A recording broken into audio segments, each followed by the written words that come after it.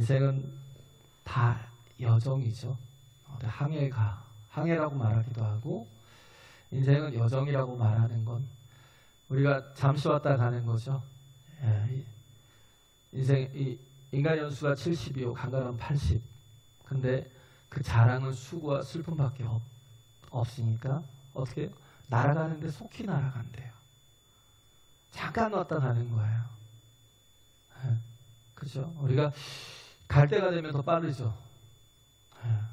갈 때가 되면 그 속도가 더 빨라져요. 그래서 우리는 마치 이렇게 항해를 하는, 목적지를 두고 가는 그런 사람인데, 가다가 내가 잠깐 머무른 그곳에서 목적지를 가야 되는 그 의미를 잊어버릴 때가 있어요. 내가 이곳에 사는 잠깐 시간의 동안을 통해서 내가 왜 지금 이 땅에 존재하고 있는지를 잊어버릴 때가 있다고요. 그때가 가장 위험하죠. 우리는 목적지가 있다고요. 하나님께로부터 와서 하나님께로 돌아갈 존재이기에 지금 내가 무슨 일을 해야 될지를 명확하게 알고 있는 거예요. 바울이 그랬어요. 바울이 지금 하나님께서 약속하신 대로 너는 가서 로마도 가서 볼 것이다 라고 말씀하셨잖아요. 네가 로마도 보리라. 그가 원래 어디로 갈 것인가를 알았던 거예요. 그는 원래 로마로 갈 걸 알았어요. 근데 로마로 갈 때 좌유자로 가고 싶었죠. 누가 죄수로 가고 싶겠어요. 그렇잖아요. 죄수들과 섞여서, 그것도 죄수들이 로마까지 간다라는 건 흉악한 죄수들이 대부분이거든요. 그 무리 속에 섞여서 자기 자신이 가이사 앞에 서서 재판을 받으러 가는 그 여정이 시작된 거예요. 근데 여기 율리오라는 사람이 지금 나오잖아요. 근데 아구사도대의 백부장 율리오라는 건 이쪽 가나안 지역에서 근무하는 사람이 아니라 지금 가이사에게 소속된 거예요. 가이사에 소속된 그런 사람이에요. 그래가지고 그 일을 처리하기 위해서 바울을 데리고 지금 가는 거죠. 죄수들도 데리고 가는 거고. 근데 그런 이 과정을 거쳐서 가는데 자신이 1차, 2차, 3차 전도여행을 다녔잖아요. 그죠? 그래서 1차, 2차, 3차 전도여행을 다니면서 백길을 다 알잖아요. 길리기아로부터 밤빌리아까지. 그쪽에서 조금 이제 육지쪽으로 올라가면 안디옥도 있고 이고니온도 있고. 그래서 구브로섬, 키프로스라고 그러죠. 사이프러스라고. 그 키프로스 섬을 위로 지나서 이렇게 그 해안가를 통해서 가는 거예요. 해안가를 통해서 가는 이유는 배가 작으니까, 작은 배를 타고 가니까. 그래서 해안가를 타고 그러고 가다가 그래서 어디야 무라까지 갑니다. 무라까지. 그래서 밤빌리아 바다를 건너서 루기아의 무라까지 이르러서 거기서 어떻게 하냐면 배를 바꿔 타요. 이제 진짜 큰 배를 타요. 왜? 그냥 지중해 한가운데로 지나가야 되기 때문에 작은 배로는 이동을 할 수가 없어요. 그래서 큰 배를 타는데 어디서 오냐? 알렉산드리아에서 오는 것. 알렉산드리아에서 뭘 싣고 오겠어요? 곡식들을. 그땐 진짜 곡창지대였거든요. 그 곡식들을 잔뜩 싣고 그러고 지금 여기로 온 거예요. 지금 여기 무라까지, 루기아의 무라까지 와서 여기서 또 정박하고 있을 때 율리오가 배를 옮겨 타게 해서 다시 이제 다른 배로 이제 옮겨 가는 거예요. 그래서 가는데 풍세가 좋지 않아요. 바람이 자꾸 부니까. 그래서 그 풍세 때문에 이제 그레데라는 또 섬이 또 하나 있어요. 지중해가 키프로스, 사이프러스, 구브로 섬이 있었고요.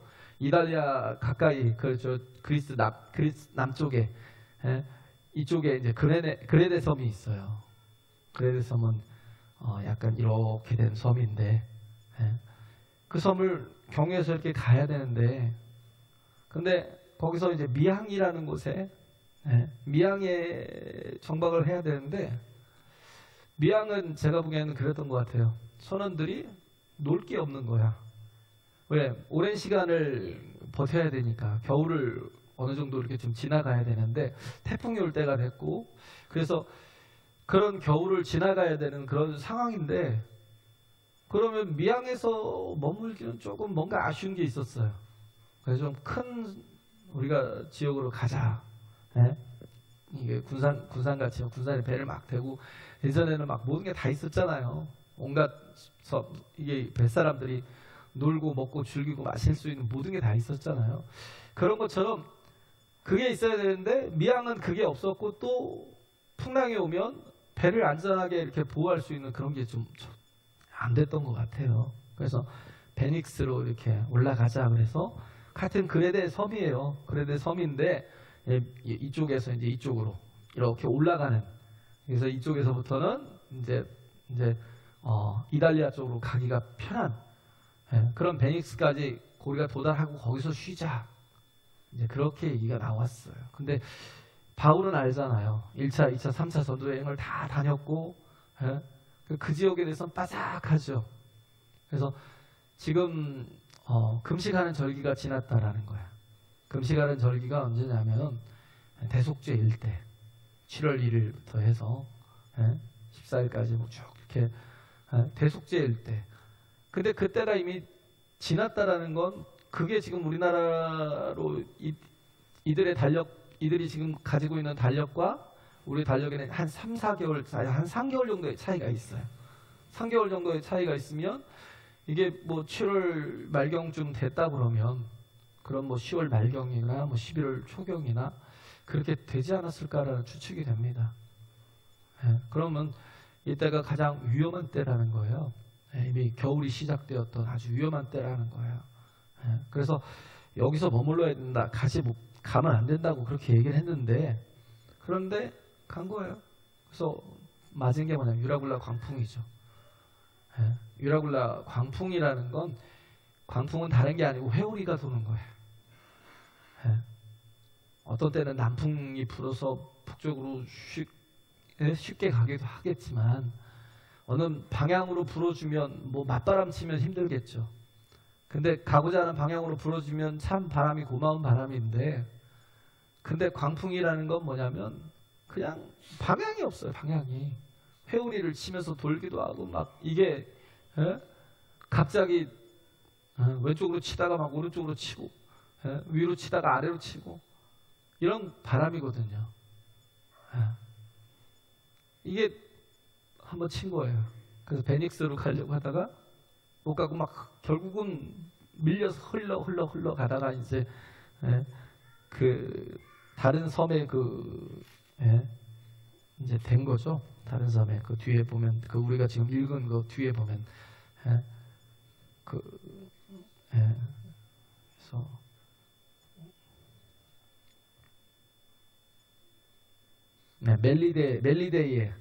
멜리데라는 조그마한 그런 곳에 이렇게 배가 닿아요.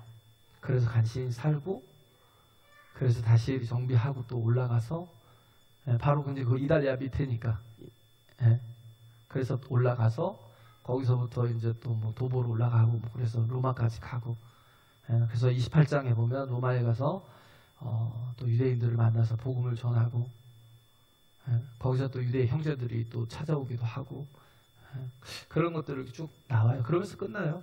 로마서는 그렇게 사도행전은 그렇게 끝나는데 근데 이렇게 참 중요한 것들이 여기서 이제 몇 가지를 좀 볼 수가 있다라는 거예요. 중요한 건 뭐냐면 아리스타고가 있죠. 아리스타고 2절에 보면 우리가 올라 행선할 때 마게도냐의 데살로니가 사람 아리스타고와 함께 아니라 지금 우리라고 그러잖아요. 여기 누가 있냐면 누가가 동행하고 있고 아리스타고가 동행하고 있어요. 그러니까 바울이 혼자가 아니었다는 거예요. 바울이 죄소로 가지만 그런데 그와 함께 하고 있는 게 누가예요. 누가가 이렇게 계속 이렇게 상세하게 이 모든 그 배의 여정들을 또 일정들을 또 상황들을 다 상세하게 설명했던 건 뭐냐면 그는 일기를 썼던 사람 같아요. 일기를. 누가가 지금 뭐냐면 누가복음을 썼고 그잖아요. 예수 그리스도에 대한 모든 이 복음서를 다 썼고 그리고 나서 사도행전을 쓴 거예요. 그죠? 그래서 사도행전을 쓰는데 바울을 통해서 이렇게 로마까지 가는 걸로 사도행전의 결론을 맺습니다. 누가가 함께 했고 거기에 또 아리스타고라는 또 데살로니가 사람. 데살로니가가 어디예요? 저기 그 빌립보 또 데살로니가 그러잖아요. 뭐 밑에 내려가면 고린도가 있고 그죠? 그 다음에 또 더 밑으로 가면 이제 아덴이 있죠. 아테네가 있고. 그래서 이 마게도니아 사람.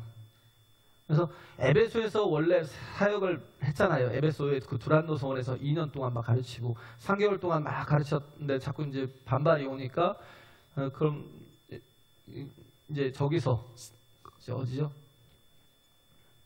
생각도 잘 안 나요. 유대인들 머무는 데 있잖아요. 거기서 이제 가르치다가 자꾸 반발이 있고 하니까 자기가 다른 곳에서 두란노 소원이라고 만들어서 2년 동안을 또 해요. 2년 3개월 동안 있다가 그리고 이제 또 거기서 무슨 일이 있었냐면 아데미 신을 섬기는 아데미하고 스스 신을 섬기던 사람들이 그때 어마어마한 일들이 있었거든요. 막 그 우상을 섬기던 책들을 갖다가 다 불태웠잖아요. 그렇죠? 그런 일들이 있으니까 막 열이 받은 거예요. 이제 더 이상 우상을 사지 않고 하니까 그래갖고 저들을 잡아다가 고발을 한 사람 중에 하나가 가이오하고 아리스타고일 거예요.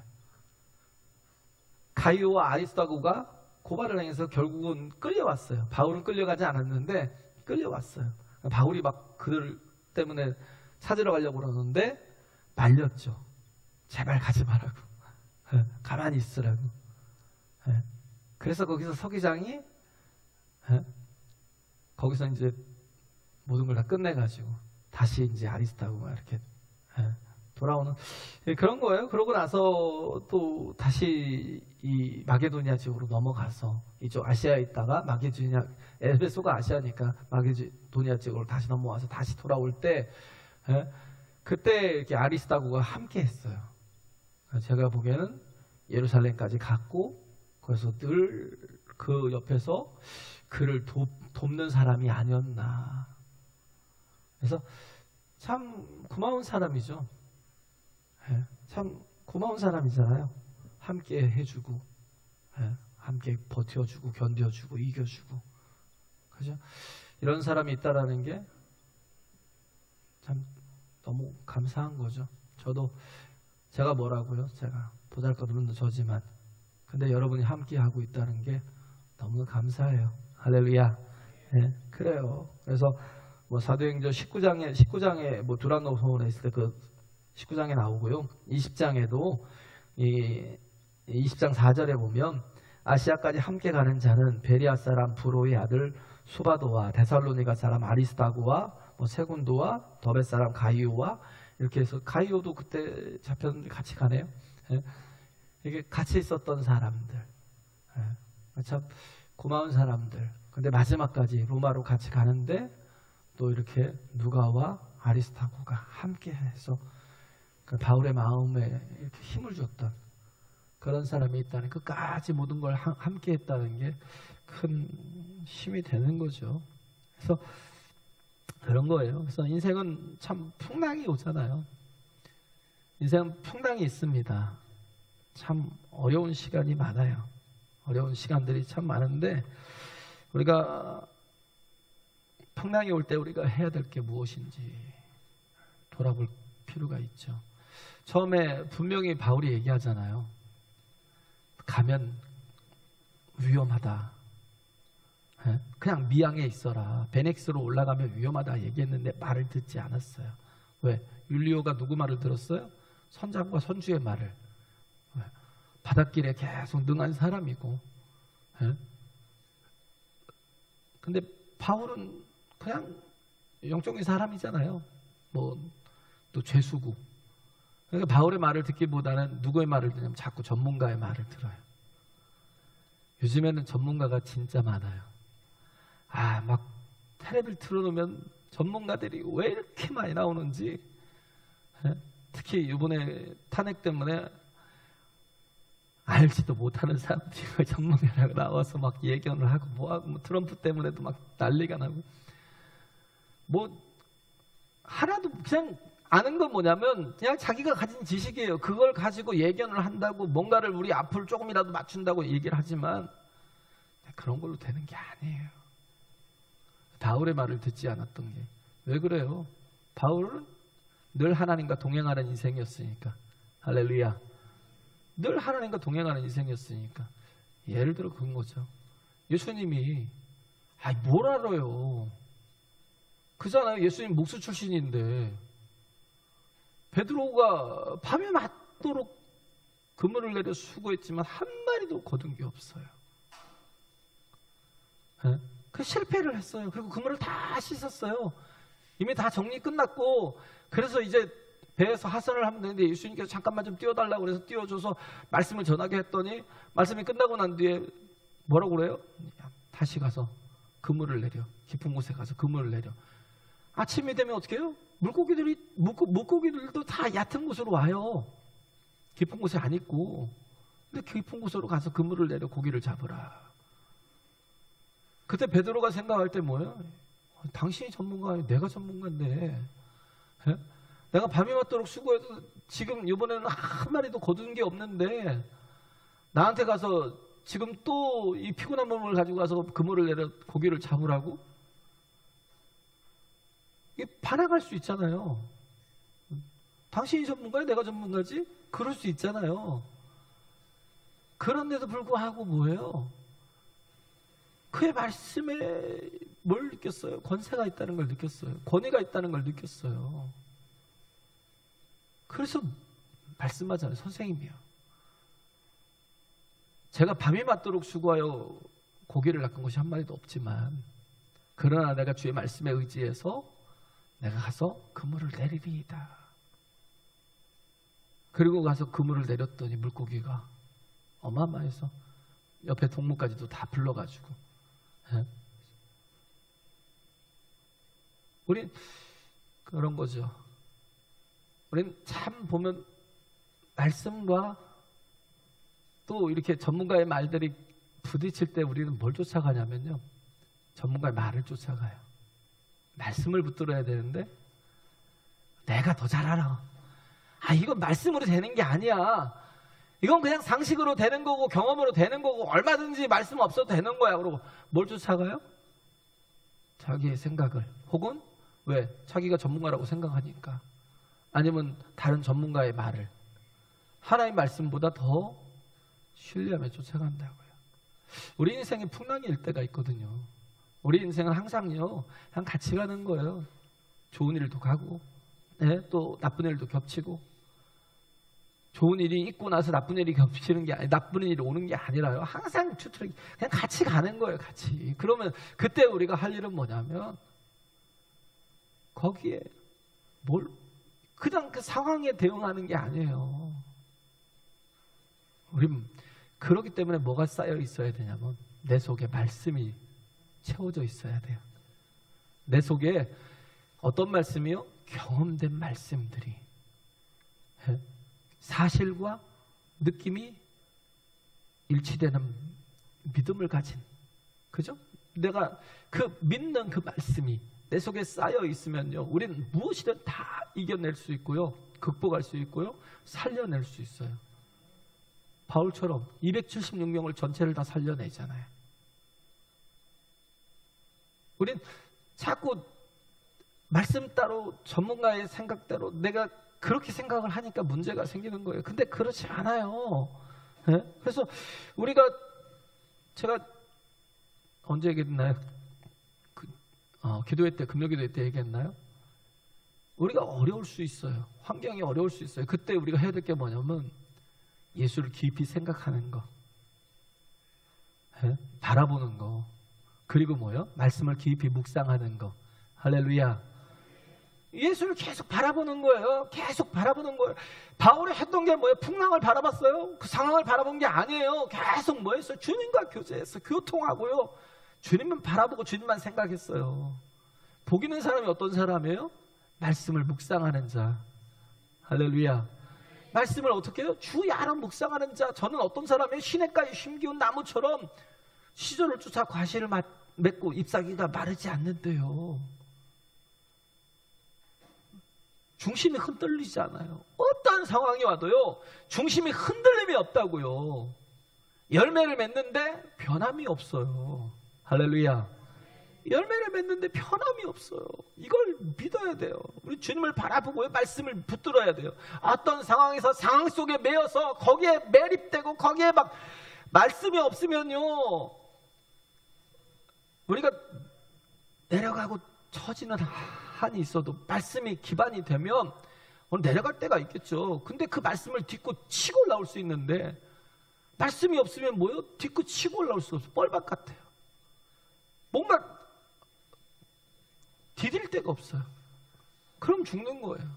그럼 망하는 거라고요. 말씀은 반석 같다고요. 할렐루야. 네? 우리를 얼마든지 딛고 일어설 수 있도록, 딛고 올라올 수 있도록 이끄시는 게 하나님 말씀이에요. 그 말씀은 그 생명이잖아요. 네? 우리가 뭘로 지어야 돼요? 네? 정말 내 자신이 아니에요. 내 자신을 의지하고 내 생각이 아니에요. 내 판단이 아니에요. 맨날 얘기하잖아요. 내 판단을 가지고 생각하고 내 생각 가지고. 그건 아무 의미가 없다니까요.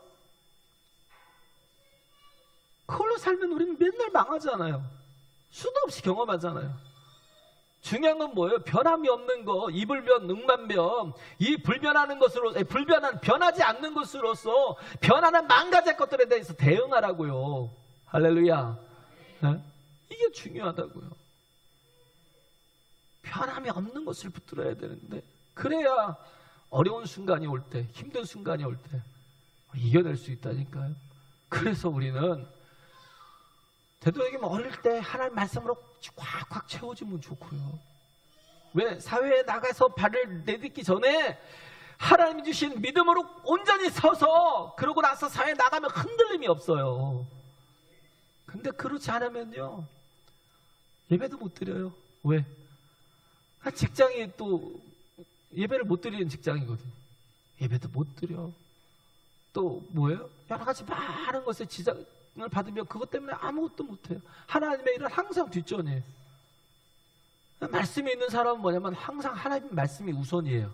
할렐루야. 하나님 말씀이 먼저라고요. 참 중요한 거예요. 그러면 풍랑도 이기고요, 사람도 건진다니까요. 나만 구원을 받는 게 아니라 다른 영혼들도 다 살려내는 역사가 있는데, 그냥 말씀의 기반이 없으면 자기가 넘어지면 끝이에요. 그 무너지면 그냥 인생이 그냥 나가리예요, 나가리. 참 어리석은 게 그런 인생이에요. 제가 얘기했잖아요. 마르코스 누구예요? 슐츠하고, 마르코스 슐츠라는 사람하고 조나단 에드워즈라는 사람, 이 두 청년이 18세기에 미국으로 신대륙으로 어떻게 했어요? 이민을 왔어요. 근데 마르코스 슐츠라는 사람이 어떤 사람이냐면 가난했어요. 너무 가난해서 내가 새로운 세계에 가서 내가 다시 한번 기회를 얻겠다고, 그렇게 해서 미국으로 와서 뉴욕에 정착을 했죠. 뉴욕에 정착을 해서 돈을 벌겠다고. 그래서 내가 내 자손들은 배를 굶지 않고 내가 많은 유산을 물려주겠다고 그렇게 생각을 하고 미국에 와서 장사를 시작했는데, 술 장사가 제일이잖아요. 돈 제일 많이 벌잖아요. 그죠? 술 장사보다 더 돈 많이 버는 건 없더라고요. 제가 보니까 열심히 해갖고 돈을 엄청 벌었어요. 진짜 지금 트럼프만큼 막 엄마만 알아주는 그 갑부가 됐어요.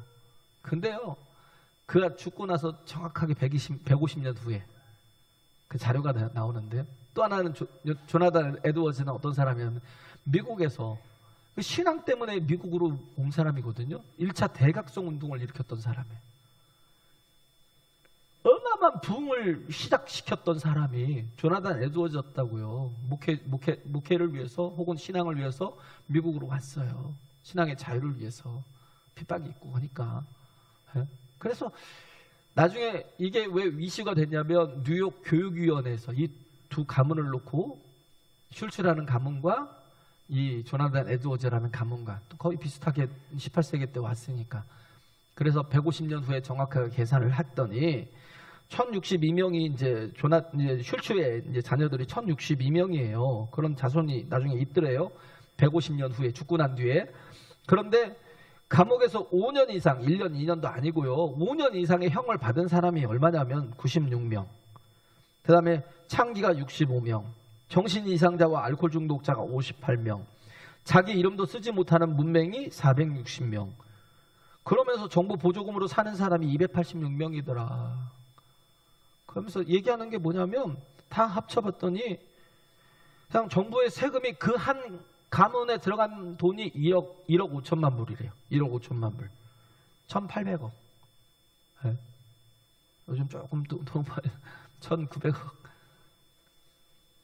그렇게 돈을 많이 물려줬는데 150년 지났어요. 몇 세대밖에 지나지 않은 거예요.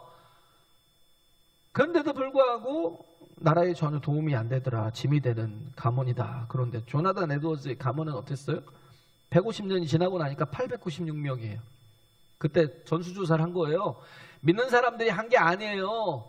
이거는 그냥 뉴욕시의 교육위원회에서 조사를 한 거예요. 조나단 에드워즈의 가문을 조사를 했더니 896명 중에 선교사와 목사가 116명이 나왔고요.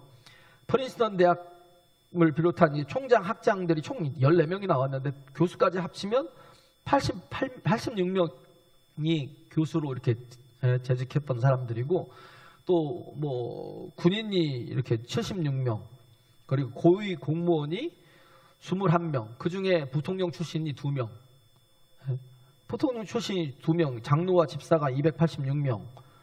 그러면서 세금을 축내는 게 아니라 정말 어마어마하게 기여한 사람, 가문이 되었다. 그 얘기를 하더라고요. 엄청난 가문이 되었다. 우리가 참 보면 은혜가 있는 사람은요, 당할 자가 없어요. 할렐루야.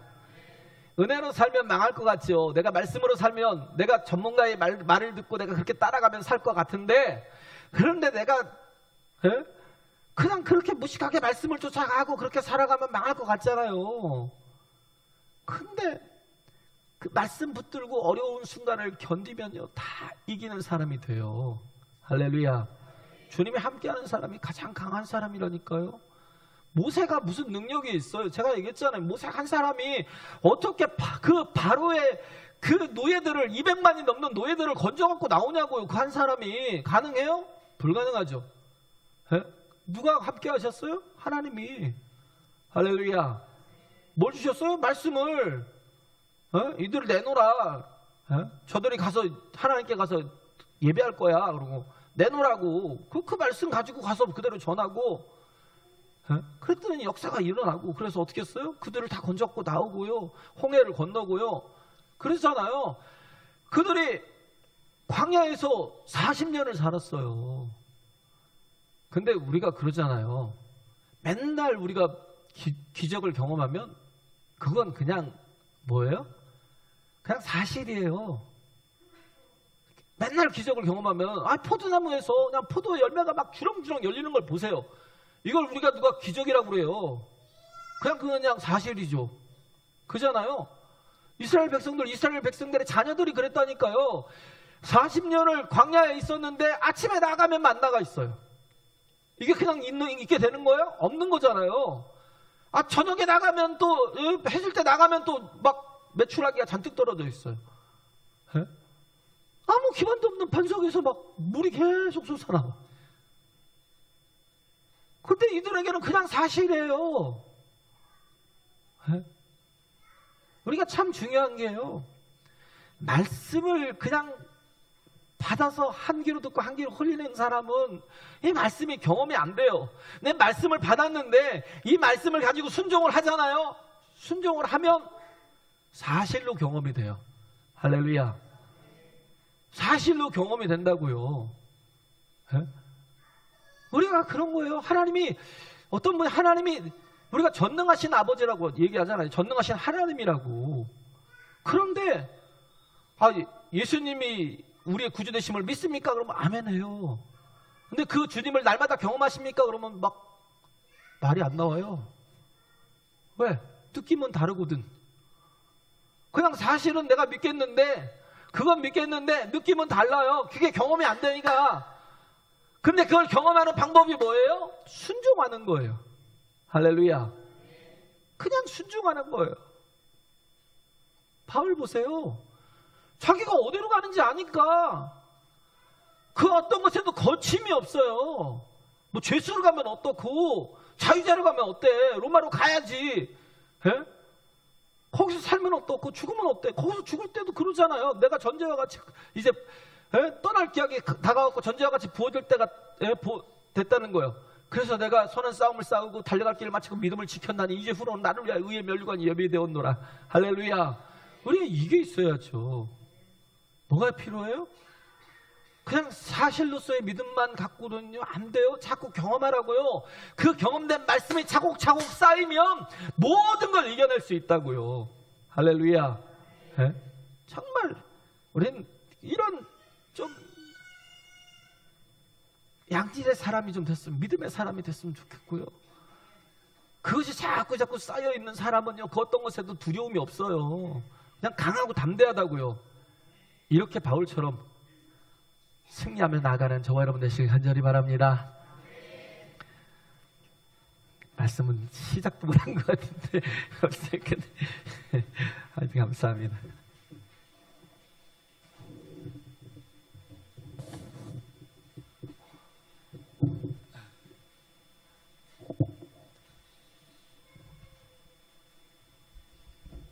주여와는 광대하시도다. 찬양하겠습니다.